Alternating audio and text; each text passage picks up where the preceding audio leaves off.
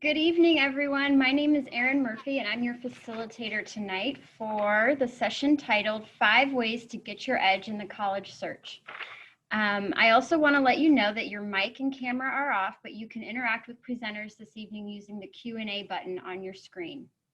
I also want to encourage you to check out IACAC.org for the many other sessions that are being offered through the virtual college exploration event, and remind you that recordings of all sessions will be available at that same website. And having said that, thanks for being here. I'm going to turn it over to our presenters.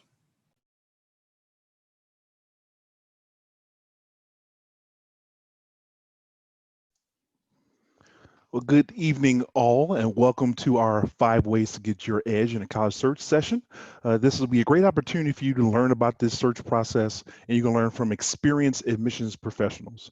And I'm going to go ahead and introduce myself, and my colleagues will introduce themselves afterwards. My name is Brian Hodges. I'm the Senior Associate Director for Recruitment and Outreach for University of Illinois at Urbana-Champaign, and I have been doing admissions for about 15 years, so I've been in this game a little bit, I guess.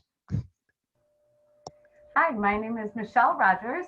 I work for St. Louis University. I'm the Program Director for Regional Recruitment. I've been at SLU for 24 years and I've been in enrollment for 30. And good evening. My name is Sheila Schechner, an Associate Director at the University of Iowa. And I have been at the University of Iowa as well as in admissions for just over 17 years. Hi everyone, my name is Courtney Wallace. I'm the Director of Admissions at Augustana College in Rock Island, Illinois. And this is my 18th year in admissions, and we are so happy to be here with you tonight.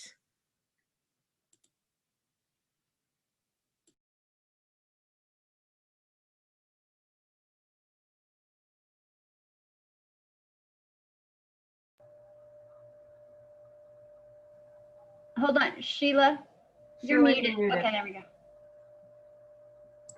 Hi guys, I thought I unmuted there.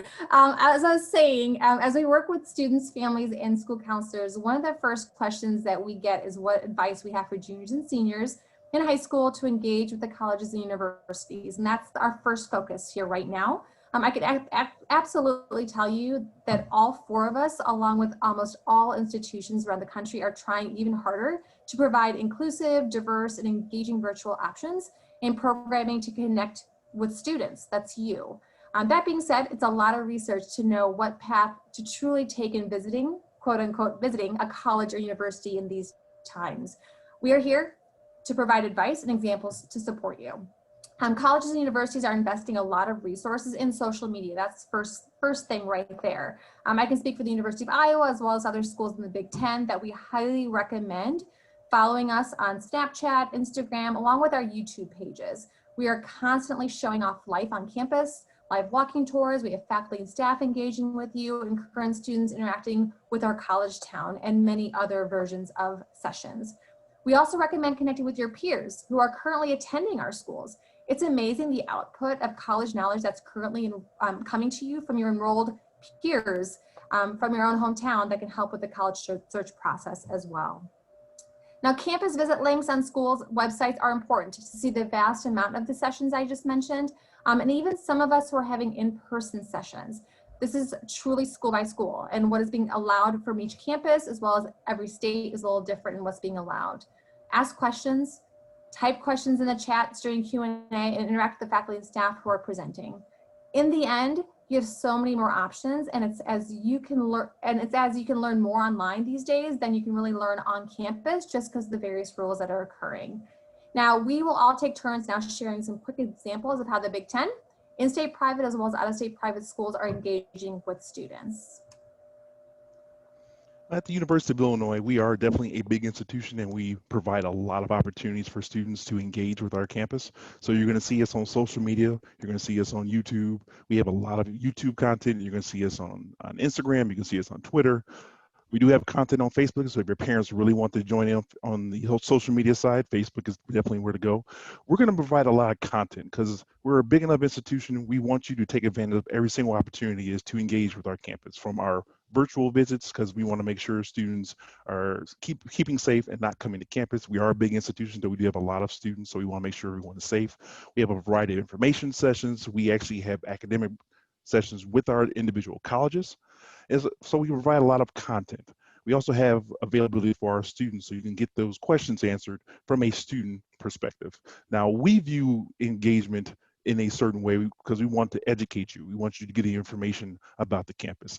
Other institutions will use that engagement towards the application process. So there's a variety of ways to make sure you're engaged and you're reaching out to these different colleges. University of Illinois is going to view it in one way. Our other institutions will view it in other ways. Very similar to University of Illinois and Iowa, just a little bit on a smaller scale. St. Louis University is doing very many things that they are. We are on every social media channel. We're doing a lot of YouTube videos. Actually, even every college within our university has them. Parks College of Aviation and Engineering is doing their own. So every academic session and some academic majors are doing them as well. We have virtual and in-person visits. You can't go into buildings, but you can virtually. But you can do on-campus visits one-on-one with students. We have information sessions. You can do academic sessions every single day on our campus virtually. And if you don't see them in the campus visit section of the website, you can do one-on-ones just by emailing our visit office that way as well. And then we have student panels, preview days. So the access to see us has actually grown a little bit. It's just virtually instead of in person. My colleagues have done a great job explaining all of the different offerings at large schools, medium-sized schools, out-of-state schools, and now I'm going to just talk a little bit about smaller schools. And Brian from the University of Illinois brought up engagement and why that's important. And I think that you'll find that some schools, especially smaller private schools, they might be looking at your engagement for the application process, as Brian mentioned. You might have heard of something called demonstrated interest. And so demonstrated interest is this idea of you doing your due diligence and really searching for the college that's the best fit for you.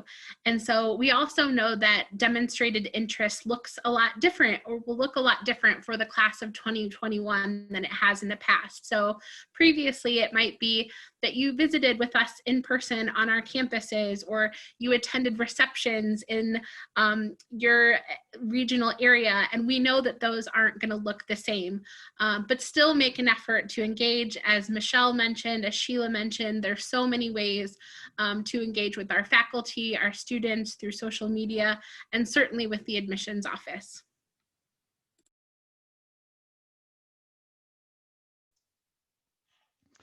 This year, it is extremely important. Make sure you're filling out these request forms for every institution that you're interested in. This year, because of the COVID-19 pandemic, it is going to look different in how we go through our search process.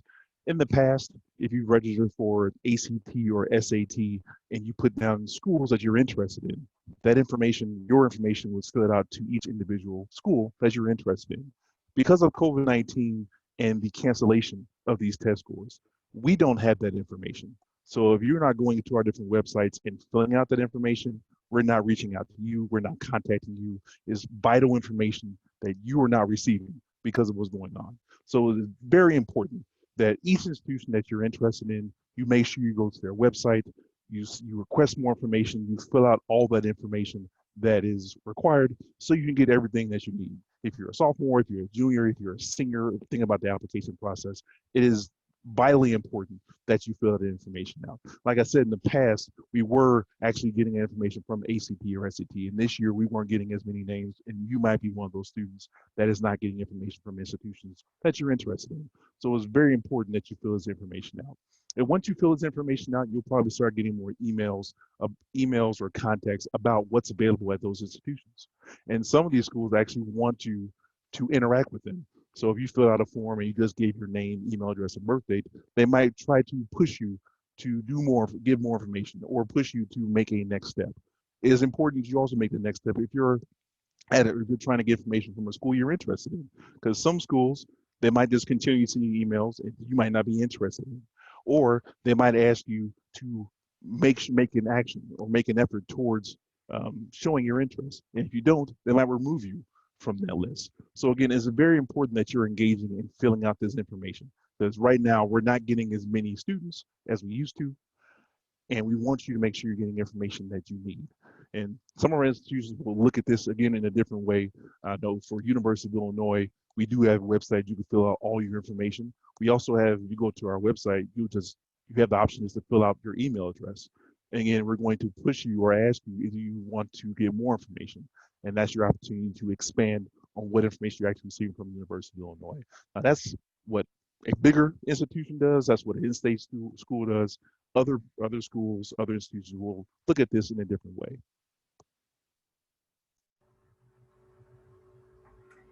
So for those of you who are juniors and seniors, you just heard from Brian how important it is to start filling out the information of the schools you're interested in. But for those of you who are seniors, it's going to be very important to be organized. Know the deadlines of the schools that you are applying to or that you are very interested in. Whatever type of application that you are using, whether it's early action, early decision, rolling, or whatever you will be using, know what the deadline is and be sure that you not only meet it, but I would suggest trying to be there a little bit early. The other step to that, though, is not only meet the deadline, but ask your high school counselor, if this is the deadline, when do I need to request my transcript? When do I need the letter of recommendations done? So you may have to backtrack from that deadline to meet your high school's deadline. So the most important piece of advice I can give you is check all the deadlines that you have and then go to your college or high school counselor and ask them, what would the deadlines be before this in my high school? Beyond that, know the programs and the scholarships for those schools you're applying to as well. Honors programs and scholarship deadlines may be different than the application deadlines. That way you can be organized with all the different deadlines in all the different schools. Sounds confusing, doesn't it? Well, the more organized you are, the better your calendar and the better your stress looks. You do not want to be left behind or working to the last day, because there are possibilities that thousands of students are going to be waiting to the last day. And when thousands of students try to apply at the last minute, remember, systems can break, or you might hit save instead of submit. Problems can happen when you wait to the last minute. All of us have, I think if we added it all up, there's probably 100 years of experience. And if you all shake your head, I think every year we have people that have problems with the submissions on the last day. So the organization is key. October 1st is when the FAFSA becomes available, the free application for federal student aid. October 1st is tomorrow. So it's important for people to do this early. I tell anyone who asks me to do it in October. If you are considering to do the direct student loan or to consider using a Parent Plus loan, file it in October. It's a very important part of the application process. The website is fafsa.gov, and check the website of the colleges you will be applying to as well to see if they have a recommended application date for the FAFSA. Some of them have a preferred date that you send it before, so check that as well. All these dates already, and you're just trying to figure what this process is, right? Some schools have special programs, and that we referred to that already, but that could be scholarships, it could be honors programs, it could be special leadership scholar programs, it could be special majors like like direct entry programs or things like that. Many of those will have dates for response or dates to apply, so check those as well. The national candidate reply date is May 1st. That seems like an awfully long time away, but it really is not. May 1st, 2021 will come much sooner than you think.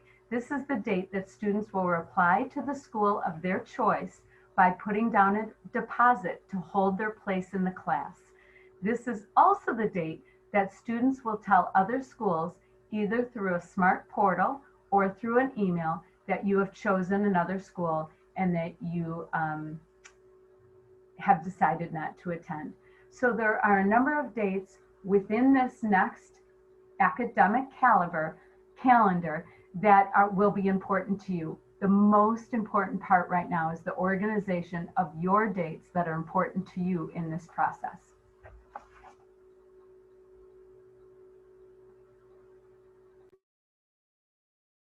So the next thing in how to get your edge in this process is getting your question answered.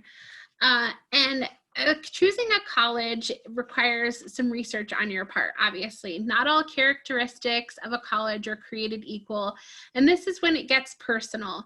What's important to you? Not what's important to your sibling or to your friend, because when it's all said and done, you have to be happy on whatever campus you end up on.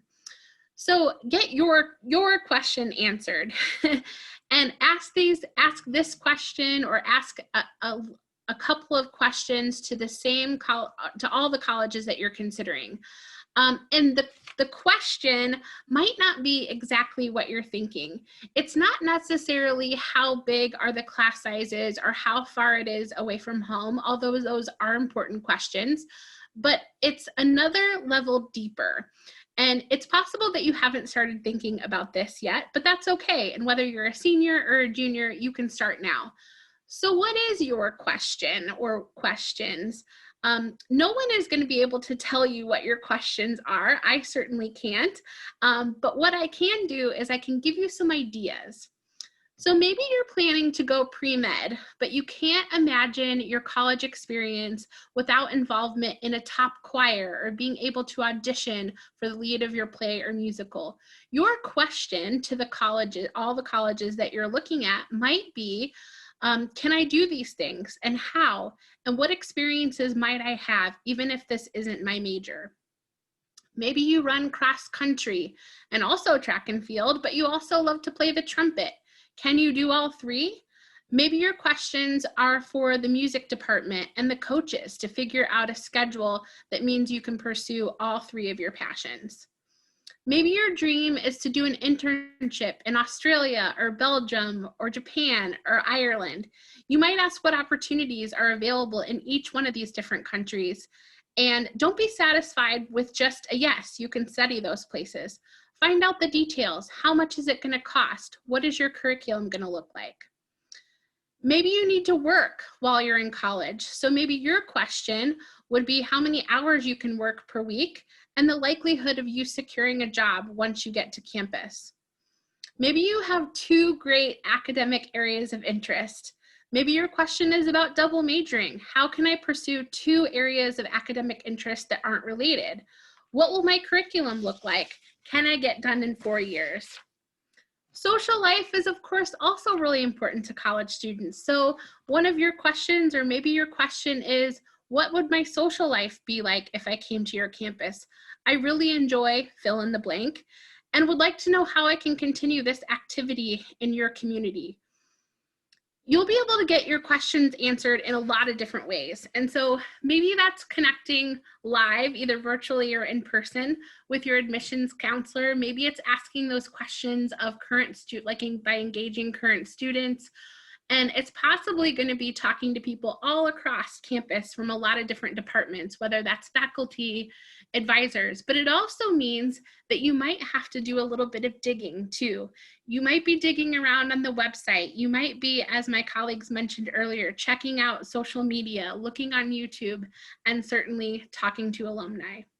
Your college experience should be filled with all of the things that you want it to be filled with and that are important to you. So make sure you're starting to think about what is important to you and what is your question.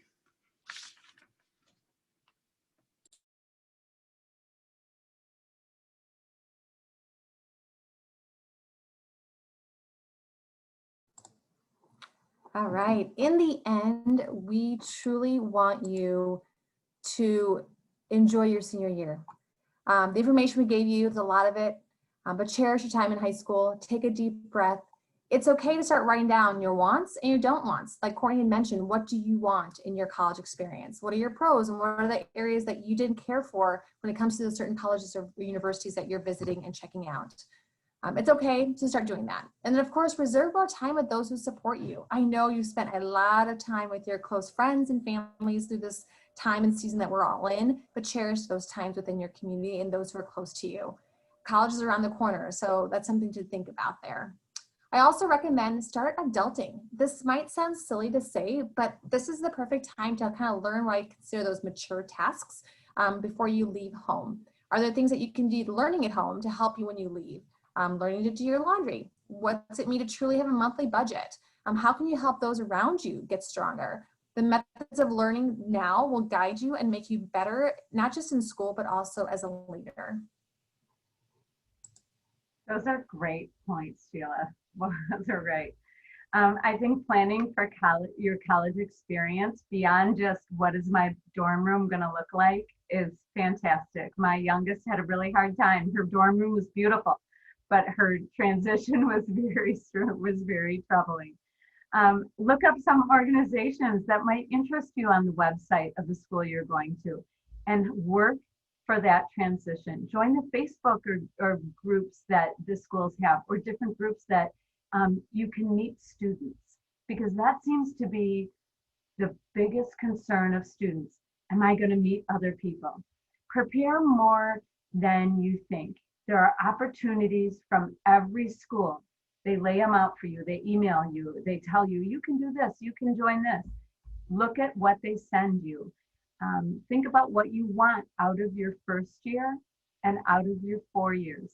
I told every one of my kids, create a bucket list, but you will have many of opportunities. And the best thing that I can tell you is everything is going to be just fine. Look at everything you have just adjusted to since last March. Some of you are juniors, some of you are seniors. You have adapted beautifully to this environment. And I think one of the things you need to do is, because of this, look at what you are capable of. Transitioning to college probably shouldn't seem so difficult for you all. I was talking to a freshman at SLU recently, and she was talking about how nervous she was to make friends.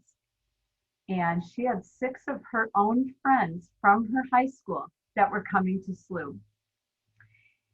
And when I talked to her, she had been at SLU for about a month already. And she said, oh, it's been fine. I have nursing friends. I have my school friends. I have my dorm friends. I just got in a sorority. She did that virtually. And I just joined Dance Marathon. I said, well, you were so concerned about it. And she said, oh, things are just great. Her life changed so much in 1 month. Yes, she did it very differently than any class in our 200-year history. But she was adaptable. She didn't know anything else. And God willing, every other year will look very different. But you guys are adaptable. Everything is going to be just fine.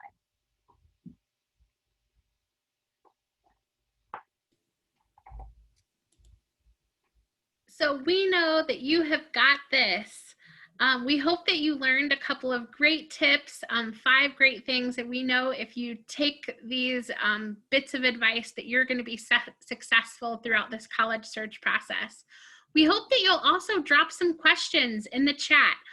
Maybe it's about some of the things that we've mentioned. Maybe it's about a rumor about the admissions process that you might have heard through a friend of a friend or a sibling of a friend. We would love to answer any other questions that you have. And while we're waiting, maybe we can all address the test score question. I feel like this is something that I like to talk about with every student that I'm working with right now, because there is so much anxiety surrounding test scores. And so maybe we'll start with Brian and then go to Sheila and then Michelle, and just talk a little bit about the conversations that are happening in your offices about test scores this year. Usually we get the question when it comes to test scores, since we are test optional this year, They're like, should I send my test score in? What's a good score to send in so I could be reviewed and have a good chance of getting admission? What we are telling students is, to be totally honest with you, they have to take stock in how they performed. Is the test score a good depiction of how they performed in high school?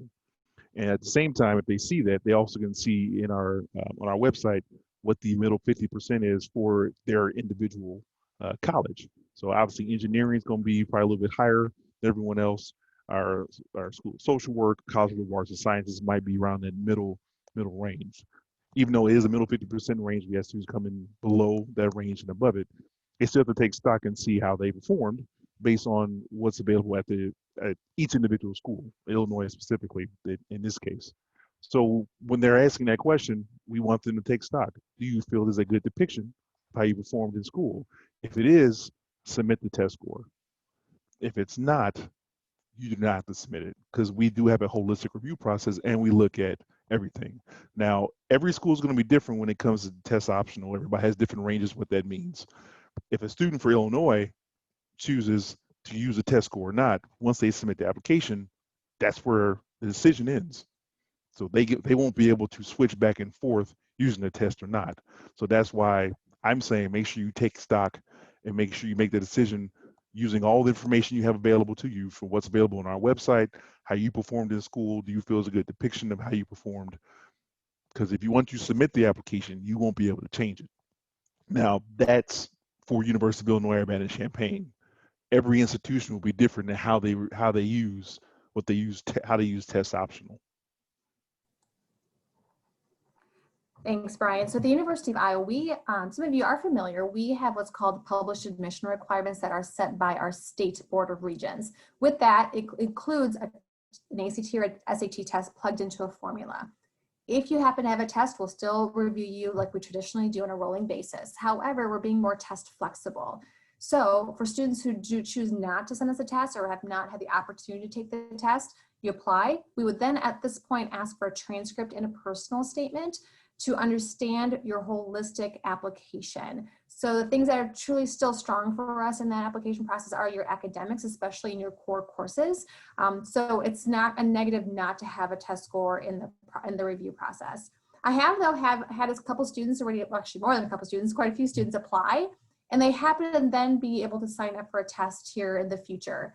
It's okay for the University of Iowa to submit that test later if you would like to be considered. Also, that can benefit the process when it comes to scholarship review to have that additional piece if available. Now, there's two pieces for fall of 2021 class.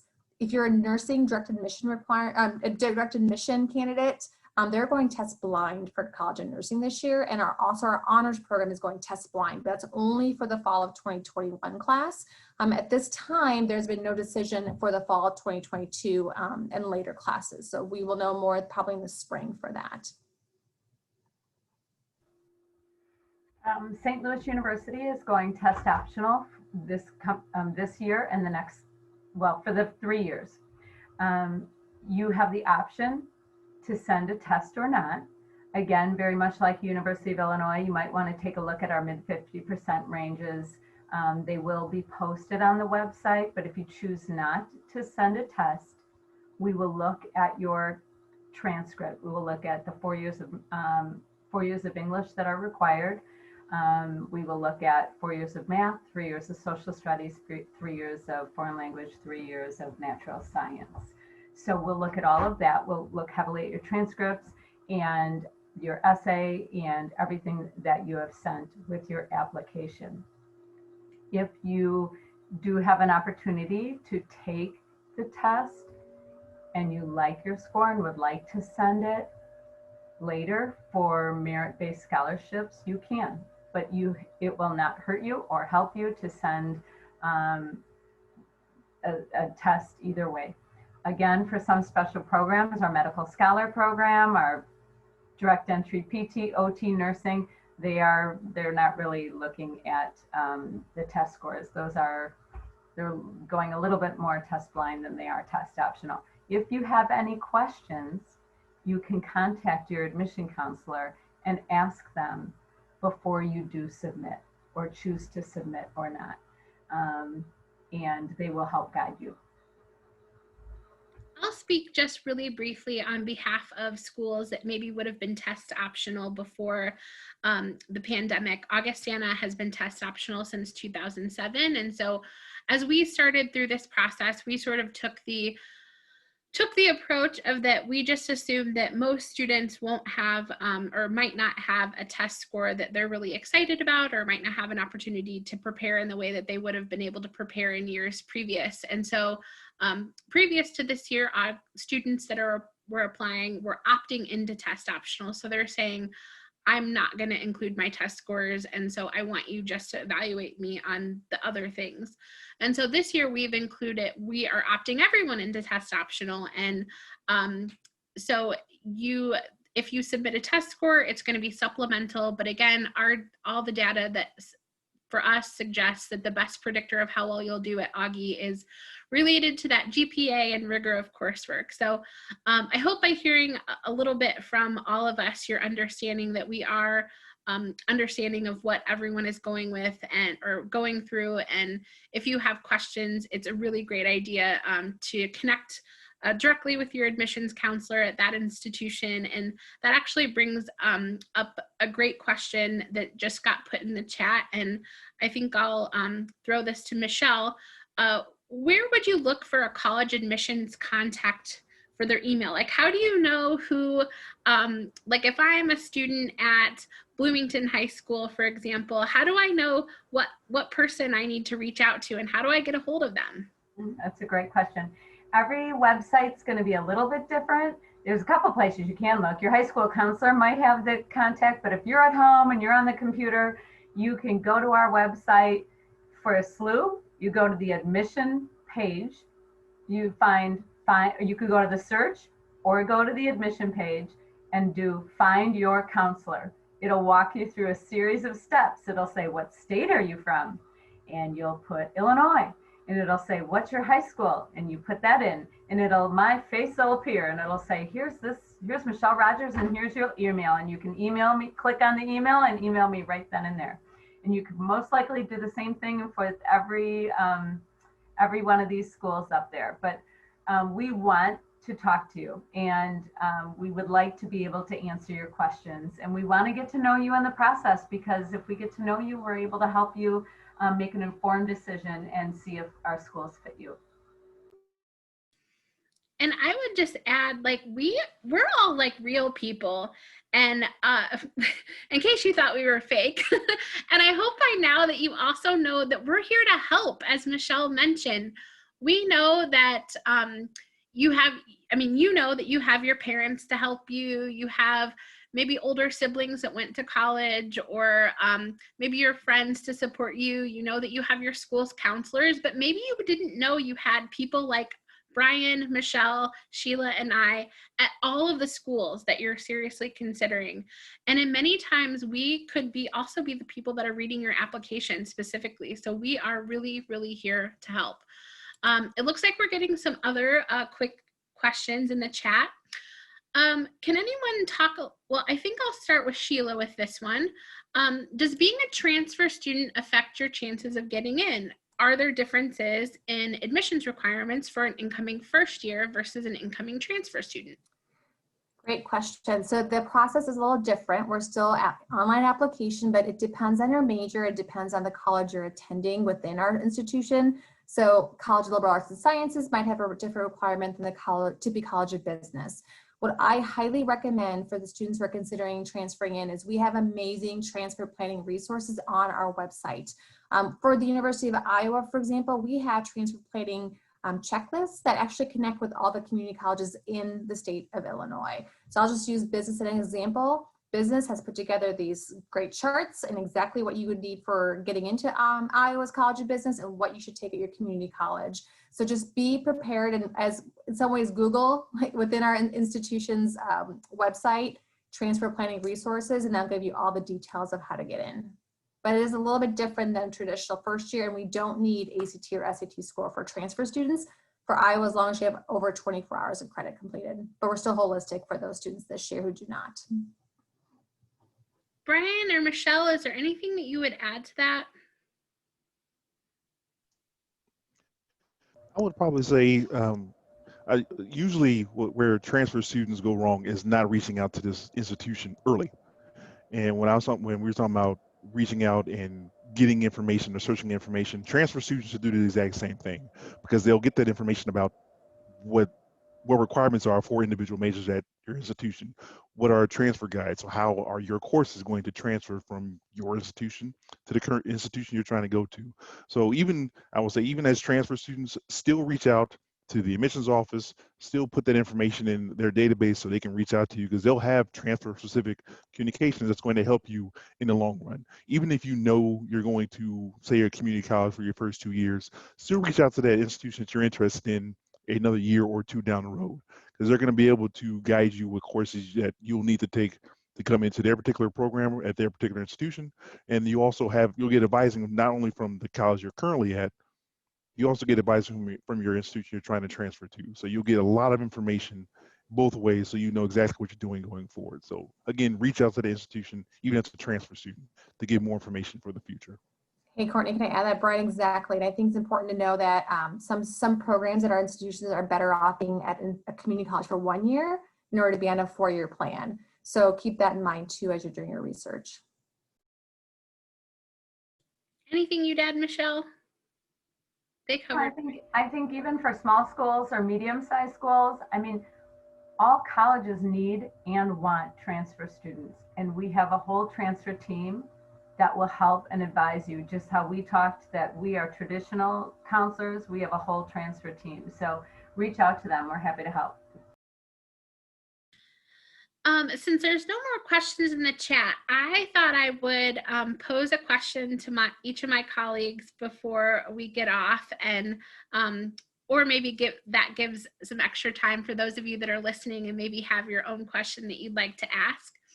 What is something that you wish students knew throughout this process? Maybe it's something that you love about working with students, or maybe it's something that you see that they make a mistake on often and you're like, oh, either with the application or maybe scheduling a visit, or what is something that you wish, like, I wish every student knew this, fill in the blank. And I'm happy to go first if that will give you some time to think.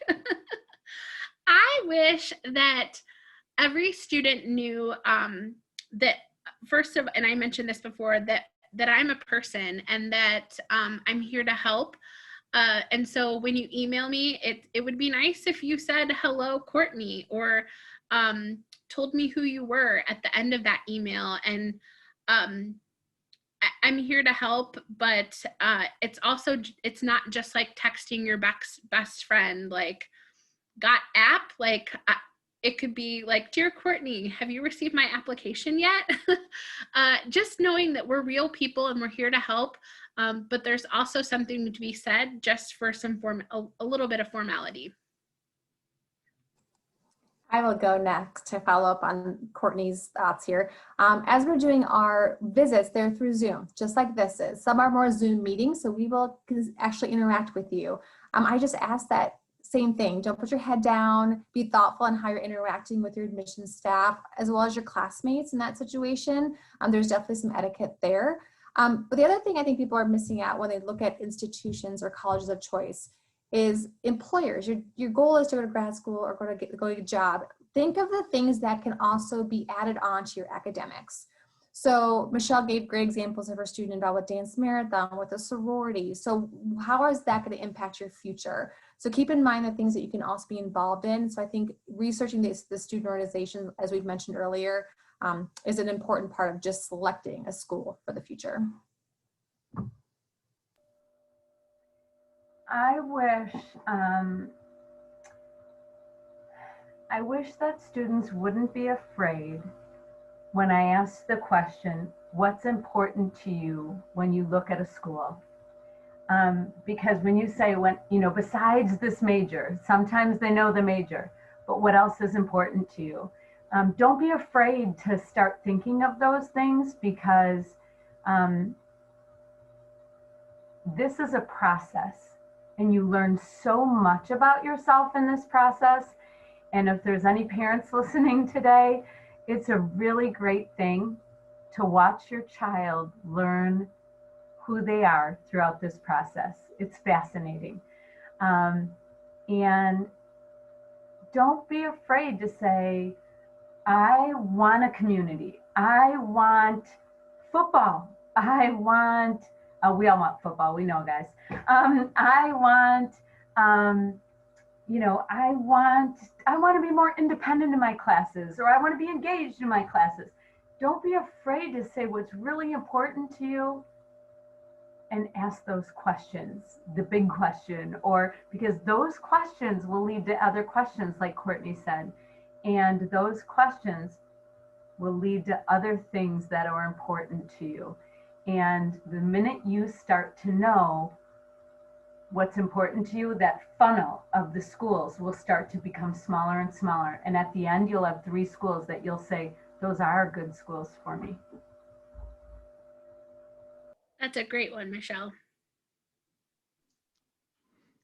I guess what I would say, kind of piggybacking off Michelle, knowledge is power.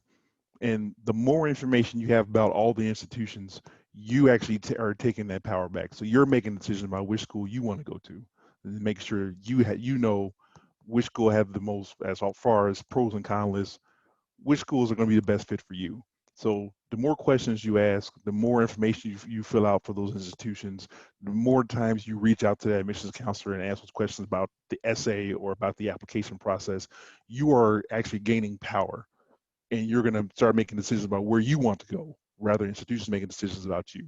So the more questions you ask, the more you're not afraid to reach out and talk to the non-scary people on your screen, the more information you're going to have. So you're making a decision about where you want to go. Well, it looks like we have exhausted all the questions in the Q&A. I think I can speak on behalf of Michelle, Brian, and Sheila, wish you all of the best through this college search process, the application process, the selection process. This is the one time in your life you get to pick your new, well, not the only time in your life that you get to pick your new adventure, but probably the first time that you get to pick this new adventure. So good luck and have fun. I think Courtney said it best. We thank you all for joining us. We thank our awesome presenters tonight. Just to everyone with us, you will get a quick survey. We'd love your answers as you log out of the webinar. And again, we encourage you to sign up for more sessions as the virtual college exploration is ongoing for a couple more weeks. Thanks, everybody.